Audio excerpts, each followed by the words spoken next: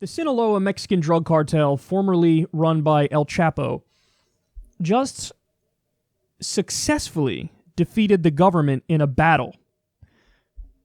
This has to be like some sort of historic event here. This is incredibly wild. So this is El Chapo's son. El Chapo's son was captured by the government, and then this happened.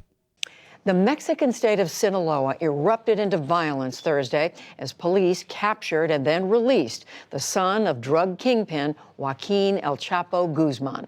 The failed raid has called into question the Mexican government's ability to contain drug violence. Nick Schifrin explores what this says about the capabilities of the United States' top ally in the fight against illegal narcotics.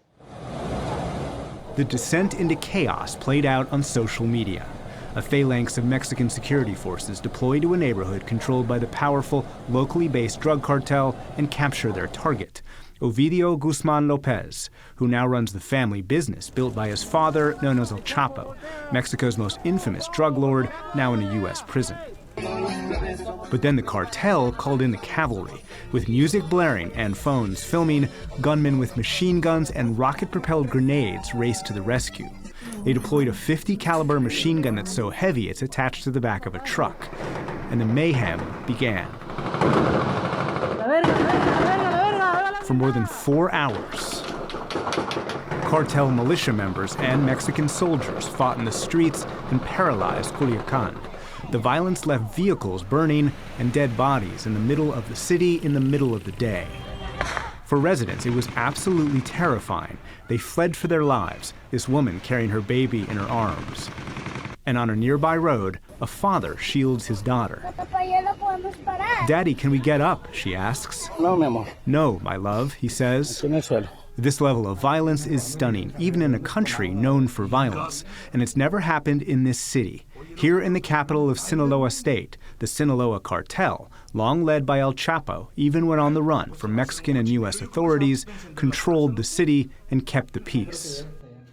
And as residents searched for safety and the gun battles mounted, the cartel took soldiers hostage. And that's when the government released the kingpin they'd captured, having achieved nothing except for the death of 8 people. Today, Mexican President Andrés Manuel López Obrador defended the decision to retreat. The capture of one delinquent cannot be worth more than the lives of people. So they captured him, and then basically the drug cartel got all their gunmen together, all their hitmen together, got heavy artillery, heavy weaponry, and basically took a town hostage and were ready to just massacre everybody in sight, genocide style. And basically, AMLO was put in a corner where he was like, we have no option. We have to let El Chapo's son go, because they will massacre everybody if we don't let them go. And so he had to let him go. He had to let El Chapo's son go. But guys, this is a drug cartel outgunning the Mexican government and outwitting them in that they got what they want because he was forced to be released.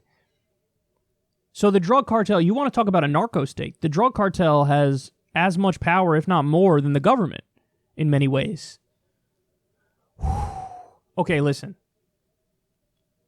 The only way to defeat the drug cartel, and not just this cartel, the cartels, plural, the mega cartels that now exist, the only way to defeat them, legalize drugs. It's the only way. It's the only way. Now, you might say, whoa, that's a little counterintuitive. How? How does it defeat them if you legalize drugs? Very simple.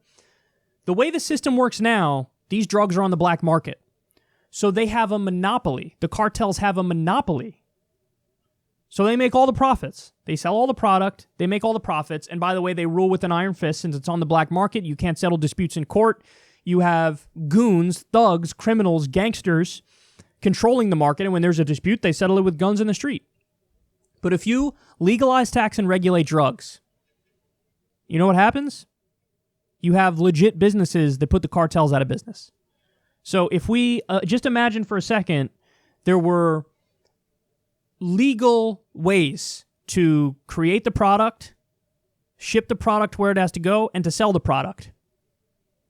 you would have upstanding businesses with dealers that are professional, a supply chain that's reasonable, and a cost that's lower, and then there's no way the drug cartels would be able to compete, ever. Ever. So you have to legalize, tax, and regulate drugs, and you have to get supply chains that are connected to a legal business. Because if it's legal, upstanding citizens partake in the economy and are the ones doing the work and creating the product. If it's illegal, it's always going to be gangsters and thugs. So I'm sorry, guys, but that's the only way to defeat the drug cartels. That's the only way to do it. You're never going to beat them in this war because there's always going to be a demand. And it's always going to be very profitable to be in the drug business with the system as it exists right now.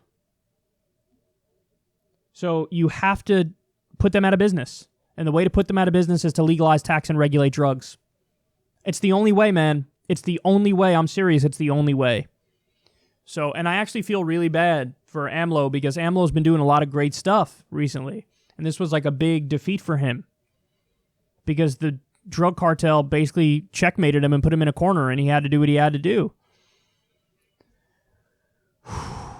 He needs our help. And the way that we help him is to legalize, tax, and regulate drugs. That's the way that we help him. And every country should do that. And then there's no way the drug cartels would be able to survive if that happened. There's no way. Over time, they would just go away and they'd be forced to go into other businesses. And some of the people would still be bad people and be gangsters in other ways, but there's no way you'd have this much concentrated power that can basically overrun the Mexican government if you take that policy approach and do the right thing.